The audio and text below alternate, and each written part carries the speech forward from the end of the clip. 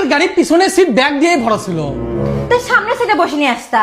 আচ্ছা এখন এই কথা বলতেছো, কালকের কথা মনে করো। গাড়ির সামনে সিটে আমি সারা জন্য কেউ না আর বসে। আচ্ছা তো সিএনজি ভাড়া করে নিয়ে আসতা। সিএনজিতেই তো নিয়ে আসতাম, কিন্তু আমার কাছে তো টাকা ছিল না। তো টাকা কোথায় গেল তোমার? মনে করো কালকের কথা। আমার পারমিশন ছাড়া 1 টাকাও যেন কোথাও খরচ না করা হয়। আচ্ছা আচ্ছা তা নয় বুঝলাম, আমার আম্মু তো তোমাকে এতবার কল দিল, ফোন কি জন্য ধরনি? আরে তুমি তো বলছিলা তুমি ছাড়া যেন অন্য কোনো মেয়ের ফোন না ধরি। মনে করো কালকের কথা। আমি ছাড়া আর অন্য কোনো মেয়ের যেন কল না ধরা হয়। আচ্ছা